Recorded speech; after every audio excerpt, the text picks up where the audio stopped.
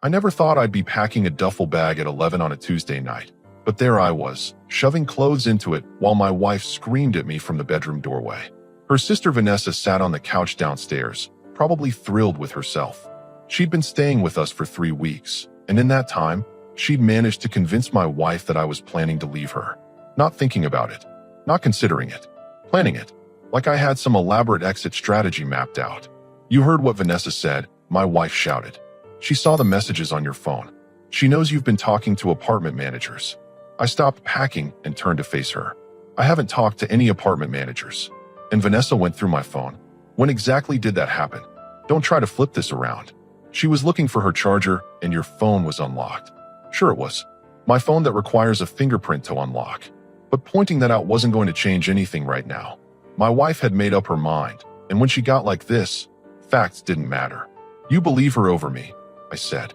Not a question, just stating what was obvious. She's my sister. She wouldn't lie about something like this. I zipped up the duffel bag. All right then. That seemed to catch her off guard. She'd expected me to fight harder, to beg, to defend myself with more passion. Instead, I grabbed my work laptop bag from the closet and my keys from the dresser. "That's it. You're just leaving. You told me to leave." "I'm leaving." I walked past her and down the stairs. Vanessa was still on the couch, scrolling through her phone with this subtle smile on her face. She glanced up as I reached the bottom step. "Going somewhere?" she asked, like she didn't know. Apparently, I was planning to anyway, according to you. Her smile widened just a fraction. I just told her what I saw. "Right. What you saw on my locked phone that you definitely didn't hack into." "I don't know what you're talking about." My wife appeared at the top of the stairs. "Just go. I can't even look at you right now." I headed for the door, then paused with my hand on the knob. Something had been nagging at me for the past month, ever since Vanessa moved in. Little things. Missing cash from the drawer where we kept emergency money.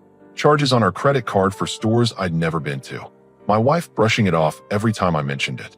"Hey," I said, looking back at Vanessa. "How much did you say you paid for that purse you bought last week?" She blinked. "What?" "The designer one. You said you saved up for months." "I don't see how that's any of your business now." "It's not. Just curious." I walked out into the night air, threw my bags in the truck, and drove off. In my rearview mirror, I could see the living room light still on and 2 silhouettes in the window. I pulled into a gas station 3 miles away and sat in the parking lot for a minute, just breathing. Then I pulled out my phone and opened our bank app. I'd been meaning to check something for weeks, but kept getting distracted. There it was. A charge from 2 months ago at a boutique downtown. $800. I clicked on it, then cross-referenced it with our shared calendar. That was the day my wife said she was visiting her mother in Portland. The charge was local. I scrolled back further. More charges.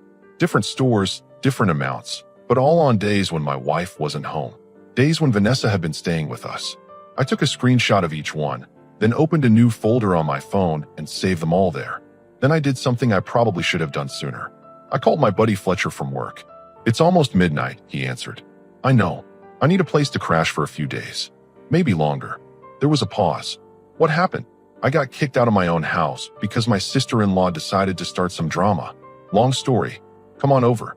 I've got a spare room and you know where I keep the beer." "Thanks, man. I owe you." "You really don't. See you in 20. I hung up and stared at my phone screen, at all those screenshots I'd just taken. Then I opened my email and sent them to myself with the subject line, "Evidence. Do not delete." Something told me I was going to need them. I started the truck and headed toward Fletcher's place, already making a mental list of things I needed to do tomorrow. First on that list was calling a lawyer. Second was checking every single transaction on our accounts for the past 6 months. If Vanessa wanted to play games, she picked the wrong person to mess with. I wasn't planning to leave before, but I sure was now. And I was going to make certain everyone knew exactly why. Fletcher's spare room was basic but clean. A bed, a dresser, and a window that looked out onto his backyard. It was enough. I spent the first morning going through our bank statements on my laptop while Fletcher made coffee.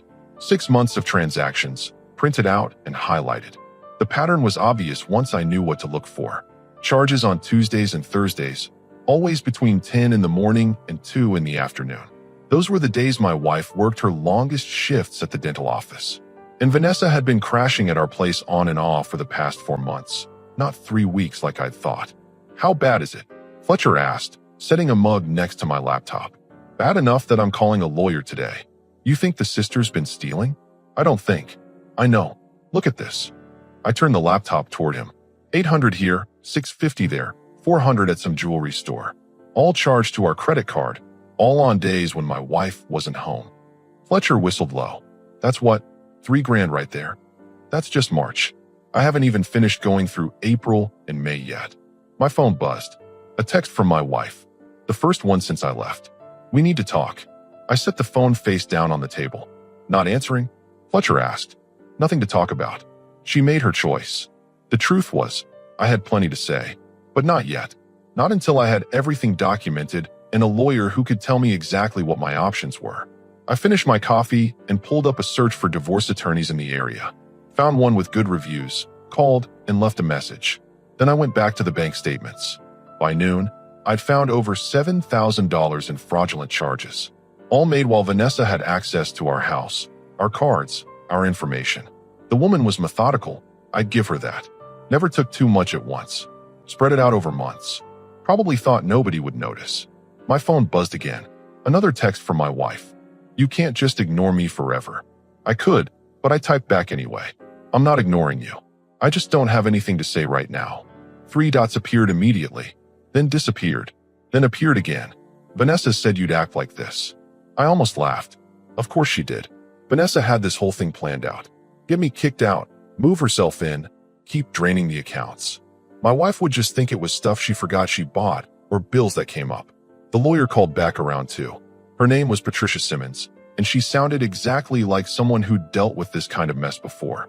So let me make sure I understand, she said after I explained the situation.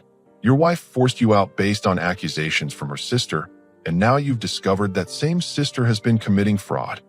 That's the short version, yes. Do you have documentation? Bank statements going back 6 months. Screenshots. Receipts for things we never received. I've been organizing it all morning. Good. Can you come in tomorrow at 10? I want to see everything you have. I'll be there. And stop communicating with your wife. Nothing in writing, nothing verbal. If she needs to reach you, it goes through me once you retain my services. Understood. After I hung up, I felt something I hadn't felt in weeks. Control. For the first time since this nightmare started, I wasn't reacting. I was acting. Fletcher came home around 6 with takeout. We ate burgers in his living room while a baseball game played on TV. So what's the plan? He asked. Meet with the lawyer tomorrow. File for divorce. Probably file a police report about the fraud. You're really going scorched earth on this. She kicked me out of my own house because her sister lied. She didn't ask questions, didn't give me a chance to defend myself. Just believed Vanessa over me. I took a bite of my burger. Yeah, I'm going scorched earth. My phone buzzed again. My wife was calling this time. I let it ring through to voicemail. A minute later, another text. Fine. If you want to be childish about this, I'll just assume Vanessa was right. I showed the text to Fletcher. She actually thinks I'm the one being childish. Man, I don't know how you stayed married this long.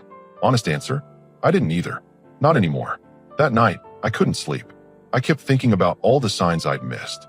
The way Vanessa always seemed to be around when my wife and I argued. How she'd suggest things that would set my wife off. Little comments here and there about how I could be doing more, being better, trying harder. She'd been working on this for months. Slowly poisoning my wife against me while simultaneously robbing us blind.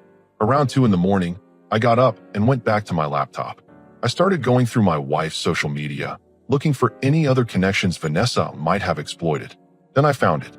A post from 3 weeks ago. My wife's status update. Sometimes family sees things we're too close to notice. Grateful for honest people in my life. Vanessa had commented, always here for you, sis. That's what family does. 18 likes, including my wife's friends, her co-workers, even her mother. I screenshotted that too. Added it to my growing folder of evidence. By the time the sun came up, I had a timeline. For months of systematic manipulation and theft. Every text Vanessa had sent my wife that I could find. Every charge she'd made. Every lie she'd told.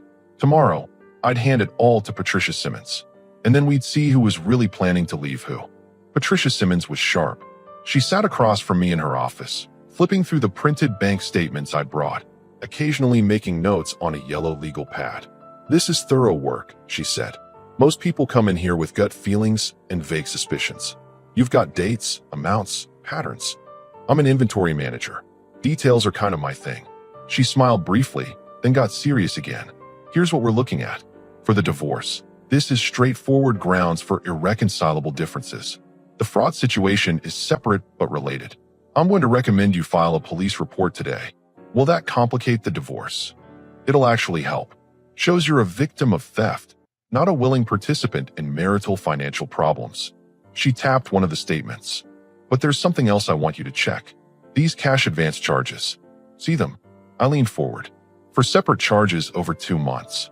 $200 each time. I assumed those were Vanessa too. They probably are. But cash advances usually mean someone's in immediate need. People with gambling problems, drug habits, that sort of thing. Might be worth looking into what she needed the money for. After leaving Patricia's office, I sat in my truck and pulled up Vanessa's social media. Her accounts were public, which made my life easier. I scrolled back through months of posts. Most of it was the usual stuff. Selfies, food pictures, complaints about work. Then I found something interesting. A check-in at a casino about 40 minutes north. Posted 6 weeks ago. I kept scrolling. Another casino check-in 3 months back. Then another one. She'd deleted some posts, but the tagged photos from friends were still there. Vanessa at card tables. Vanessa holding drinks in casino bars. Vanessa with other people I didn't recognize. I took screenshots of everything. Then I did something that felt slightly illegal but necessary. I called my buddy Randall who works in IT. I need a favor, I said, and I need you to not ask too many questions. This is already starting great. My sister-in-law. I think she's got gambling debts and I need to confirm it. Can you do any kind of background check? There was a pause. I can run a basic search. Public records, that kind of thing. Nothing classified. That's all I need. Give me her full name and date of birth if you have it. I rattled off Vanessa's information. She'd filled out an emergency contact form at our house once. I'd taken a photo of it weeks ago for completely unrelated reasons. I'll text you what I find. Might take a few hours. Thanks, man. By the time I got back to Fletcher's place, my phone was blowing up. 7 missed calls from my wife. 3 voicemails. I listened to the first one. You can't just disappear like this. We need to figure out what we're doing with the house, the bills, everything. Call me back. The second one was angrier. Seriously? You're going to ignore me? This is so typical of you. Vanessa said you try to punish me by going silent. The third one was different. Quieter. I miss you. I know you're mad, but we can work through this. Just come home and we'll talk. I deleted all 3 without responding. Around 4 in the afternoon, Randall texted me. Check your email. Sent you what I found. It's not pretty. I opened my laptop. The email had 2 attachments. The first was a credit report. Vanessa had 3 maxed out credit cards totaling over $15,000 in debt. The second attachment was a court record. She'd been sued by 2 different creditors in the past year. So that's what this was really about. Vanessa wasn't just a thief. She was a desperate thief with serious money problems. And my wife and I were her personal ATMs. I forwarded everything to Patricia Simmons with a note. Found the motive. She replied within 10 minutes. Perfect. This strengthens everything. File that police report tonight if possible. I'll start drafting divorce papers tomorrow. The police station was quieter than I expected. The officer who took my report was professional but skeptical at first. So you're saying your sister-in-law stole from you while living in your house? That's exactly what I'm saying. I have bank statements, receipts, and evidence of unauthorized purchases going back for months. I showed him everything on my laptop. The charges, the dates, the timeline of when Vanessa had access to our cards. His expression changed. This is identity theft. Financial fraud. How much are we talking total? Over $7,000 that I can prove. Probably more I haven't found yet. And your wife knows about this? My wife kicked me out because her sister told her I was planning to leave. She has no idea her sister's been robbing us. He took notes for 20 minutes, asking questions about specific transactions and locations. Then he handed me a case number. We'll investigate this. It might take a few weeks, but with documentation this solid, we'll likely press charges. What happens then? If we verify everything you've shown me, she'll be arrested. Probably charged with multiple counts of fraud and identity theft. That's felony territory. I drove back to Fletcher's place feeling lighter than I had in weeks. Everything was in motion now. The divorce, the police investigation, all of it. My phone rang again. My wife. This time I answered. Finally, she said. Where have you been? Busy. Busy with what? Lawyer meetings. Police reports. Handling things. There was silence. What are you talking about? You'll find out soon enough. How's Vanessa doing? She settle into the guest room okay? She's fine. What? Just curious. Tell her I said hi. I hung up before she could respond. Fletcher came home an hour later and found me on the couch, smiling at my phone. You look way too happy for someone going through a divorce. That's because I'm not just going through a divorce. I'm dismantling the entire operation. Vanessa's got gambling debts, criminal charges coming her way, and no idea I know any of it. When does your wife find out? Soon. Very soon. I lean back. And when she does, I want to be there to see her face. 8 weeks. That's how long it took for my wife to finally crack. I'd been staying with Fletcher, working my regular shifts, meeting with Patricia twice a week to finalize everything. The police had confirmed they were moving forward with charges against Vanessa. The divorce papers were ready. I had copies of everything organized in a folder that sat on Fletcher's kitchen table like a ticking bomb. My phone rang on a Wednesday evening. My wife's name lit up the screen. I let it ring 3 times before answering. Yeah, we need to talk. Her voice had that edge to it. The one she used when she thought she had the upper hand. About what? About you coming home. About fixing this mess you created. I almost laughed. Mess I created? That's interesting. Have you realized you were wrong yet? Because I'm willing to move past this if you just admit you overreacted. There it was. 8 weeks of silence on my end, and she thought I was the one who needed to apologize. Vanessa had done her job well. You want to have this conversation in person? I asked. Finally. Yes. When can you come over? How about Saturday afternoon? 2 o'clock work for you? That's fine. Vanessa will be here too. She wants to clear the air. I bet she does. Perfect. See you then. I hung up and immediately called Patricia. It's happening Saturday. I need everything ready. The papers are finalized. I'll have them couriered to you Friday. The police report is in your email. You have all the evidence. Every last piece. Good luck. Call me after it's done. Friday morning, a courier delivered a thick manila envelope. Inside were the divorce papers, printed and organized with tabs marking where signatures were needed. I read through every page twice, making sure I understood exactly what I was signing and what my wife would be agreeing to. The settlement was fair, maybe too fair. She'd get half of everything except what could be proven as stolen by Vanessa, which, according to Patricia's calculations, was substantial enough that my wife would actually end up with less than half. Fletcher found me at the kitchen table that evening, surrounded by documents. You nervous? He asked. Not even a little bit. I'm bringing a folder full of evidence that her sister's a criminal. What's she bringing? More lies from Vanessa. You think she knows anything yet? Not a chance. If she did, Vanessa would have run already. Saturday morning, I packed everything into my truck. The divorce papers, the police report, printed bank statements with highlighted charges, screenshots of Vanessa's casino check-ins, her credit report showing the gambling debts, photos of items she'd purchased with our stolen money, still tagged in her social media posts. I got to the house at exactly 2 o'clock. My wife's car was in the driveway. So was Vanessa's. I grabbed the folder in a leather messenger bag I'd borrowed from Fletcher, made myself look professional, put together, like someone who'd spent 8 weeks planning instead of falling apart. The front door was unlocked. I walked in without knocking. My wife was sitting on the couch, arms crossed. Vanessa was in the armchair, that same subtle smile on her face from the night I left. You're here, my wife said. She sounded surprised, like maybe she thought I wouldn't show. You invited me.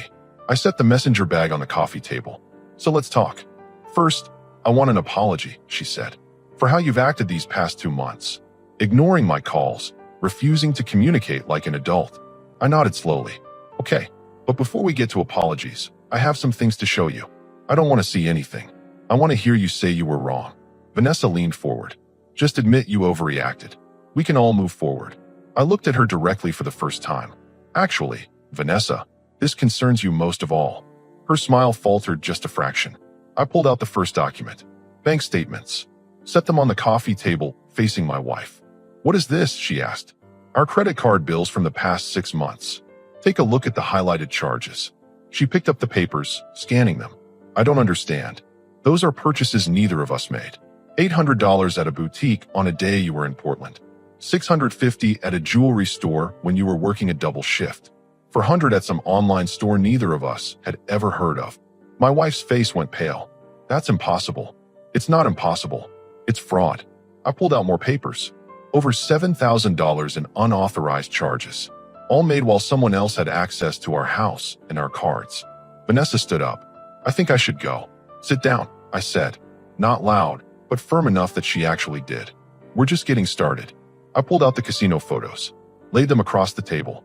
Your sister has a gambling problem. These are from her social media. Check-ins at 3 different casinos over 4 months. Want to guess where she got the money? My wife looked at Vanessa. Is this true? He's making this up. He's trying to turn you against me. I pulled out the credit report. Here's her debt. $15,000 across 3 maxed-out credit cards. Court records showing she's been sued by creditors twice. Stop it, Vanessa said. Her voice was shaking now. And here's my favorite part. I pulled out the final document. A police report I filed 3 weeks ago. They've been investigating, and as of yesterday, the detective called me. They have enough evidence to press charges. The room went completely silent. My wife was staring at the papers like they might disappear if she looked hard enough. Vanessa had gone white. Charges for what? My wife whispered. Identity theft. Financial fraud. Credit card fraud. Take your pick. I looked at Vanessa. The detective said probably 3 to 5 years if convicted. Could be more depending on the judge. Vanessa started crying. Not the sad kind of crying. The panicked, hyperventilating kind. My wife turned to her. Tell me he's lying. Tell me none of this is true. Vanessa couldn't speak. She just kept shaking her head, tears running down her face. I reached into the bag one more time, pulled out the divorce papers. And these are for you, I said, sliding them across the table to my wife. I'm filing for divorce. You kicked me out based on lies from a woman who was actively robbing us. You chose to believe her over me without even asking questions. Wait, my wife said. We can fix this. Now that I know what you did, we can work through this. There's nothing to work through. You made your choice 2 months ago. I'm just making mine now. Vanessa wiped her face with shaking hands. You don't understand. I was going to pay it back. I just needed time. Time. I pulled out my phone and opened my email. Let me show you something the detective sent me yesterday. I turned the screen toward them. It was a spreadsheet the police had created, tracking every fraudulent charge by date, location, and amount. They'd even included photos from store security cameras showing Vanessa making several of the purchases. That's you at Target, I said, pointing to one image. Buying a cart full of stuff with our card while my wife was at work. And that's you at the jewelry store. And that's you getting cash back at 3 different grocery stores in 1 week. My wife covered her mouth with her hand. Vanessa tried to stand again. I need to leave. I can't do this. The detective wants to talk to you, I said. In fact, he asked me to call him when we were all together. Said it would save him a trip. That stopped her cold. What? I pulled out the detective's business card and set it on the table. Detective Harold Morris. He's very interested in hearing your side of the story. Should I give him a call right now? No. Vanessa's voice cracked. Please don't. I'll figure out how to pay it back. I'll get a loan. I'll do whatever it takes. It's too late for that. The moment I filed that police report, this stopped being a family matter. It's criminal now. My wife was reading through the divorce papers, her hands trembling. You already signed these. I did. All you have to do is sign on the highlighted lines, and we're done. The settlement's fair. You keep the house since it's in your name. We split the savings account equally. I take my truck, you keep your car. Clean break. But the house has a mortgage. How am I supposed to afford that alone? That's something you should have thought about before you kicked me out. I kept my voice level. I'm not trying to ruin you. I'm just done being married to someone who trusts me so little that her sister could blow up our entire life with one lie. Vanessa suddenly lunged for her purse. My wife grabbed her arm. Where do you think you're going? I have to get out of here. He's going to call the cops right now. I already called them, I said. Well, technically, I filed the report 3 weeks ago. They've been building their case since then. Detective Morris said they'd probably pick you up sometime next week once they finalize everything with the district attorney. Vanessa's face crumpled. She dropped back into the chair and put her head in her hands, sobbing. My wife looked at me with something between anger and desperation. How can you be so calm about this? She's my sister. This is going to destroy our family.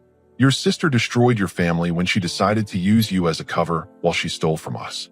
I'm just making sure there are consequences. But jail? You're really going to let them put her in jail? I'm not letting them do anything. She committed crimes. Multiple felonies. That has consequences in the actual world. I pulled out another document. The one Patricia had prepared showing the financial breakdown of everything Vanessa stole. Here's what your sister took from us.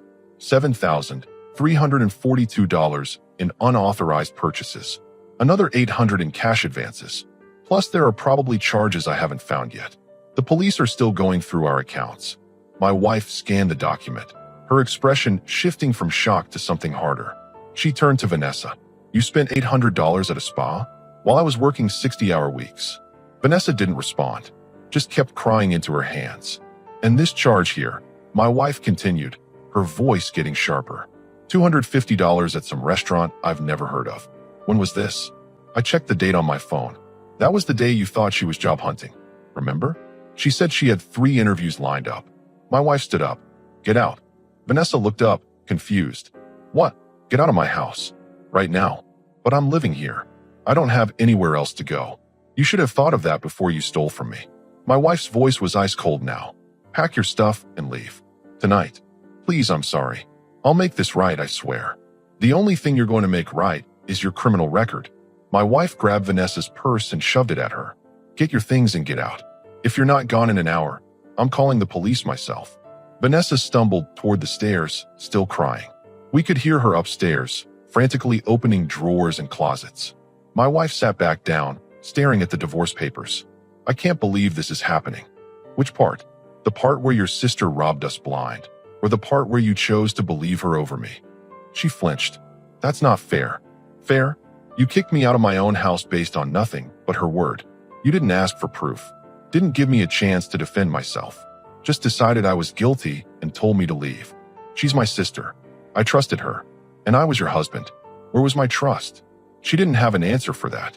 Vanessa came back down 20 minutes later, dragging 2 suitcases. Her face was red and blotchy from crying. She looked at my wife one more time. I'm sorry. I never meant for any of this to happen. Just go, my wife said. Vanessa walked out the front door. We heard her car start, then drive away. The house was quiet for a long moment. What happens now? My wife asked. I pointed at the divorce papers. You signed those. I filed them with the court. In 6 months, we're officially done. And Vanessa? The police will handle that. Probably arrest her within the week. Then it's up to the DA whether they want to prosecute. Given the amount of money and the multiple counts, I'm guessing they will. My wife picked up a pen. Her hand hovered over the first signature line. I really thought you were leaving me, she said quietly. Vanessa was so convincing. She showed me texts she said were from you, talking to other women. She had screenshots of apartment listings she said you'd been looking at. All fake, all manipulated. And you believed it without asking me once. She signed the first page, then the second, then the third. When she was done, she pushed the papers back across the table. I hope you're happy. I'm not happy. I'm just done.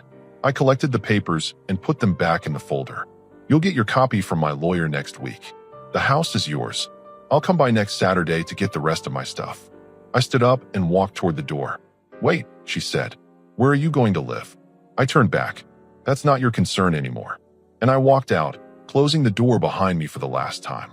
3 months later, I was signing the title to a renovated travel trailer on 2 acres outside town. Not fancy, but it was mine. Paid cash with money I'd saved working overtime while staying at Fletcher's. Vanessa got arrested 2 weeks after our confrontation. The DA charged her with 6 counts of identity theft and fraud. She took a plea deal. 18 months in county jail, 5 years probation, and court-ordered restitution of $8,000. My ex-wife called once during the trial. I didn't answer. She left a voicemail saying she was sorry, that she should have believed me, that maybe we could try again once everything settled down. I deleted it without responding. The divorce was finalized on a Tuesday. Patricia called to congratulate me. Said it was one of the smoothest cases she'd handled in years, mainly because I documented everything so thoroughly. I hung up and looked around my new place. Small living area, kitchen, bedroom, solar panels on the roof, a deck I'd built myself overlooking a creek. It wasn't much, but it was peaceful. Fletcher came by that weekend with beer and a housewarming gift. A welcome mat that said no drama allowed. Seems fitting, he said. We sat on the deck, watching the sun go down. You ever regret how it all went down? He asked. Not even once. She made her choice. I just made sure everyone understood what that choice cost. My phone buzzed. A text from Randall. Heard your ex is selling the house. Market's rough right now. Thought you'd want to know. I showed Fletcher the message. You feel bad about that. She kept the house and the divorce. What she does with it isn't my problem anymore. I took a drink. Besides, she's got to pay her sister's restitution somehow. Cold-blooded. Accurate. I corrected. There's a difference. The truth was, I'd moved on. New place, same job, better peace of mind. No more walking into a house wondering what drama was waiting. No more checking bank statements for mysterious charges. No more wondering if my wife believed me or her sister.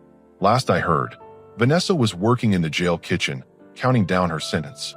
My ex-wife had moved in with her mother to save money. They'd both sent letters through Patricia asking if I'd consider reducing the restitution amount. Patricia asked what I wanted to do. I told her no. Actions have consequences. Vanessa learned that the hard way. So did my ex-wife. As for me, I learned that sometimes the trash takes itself out. You just have to be smart enough to lock the door behind it. Fletcher raised his beer. To new beginnings. I clinked my bottle against his. To knowing when to walk away. And that was that.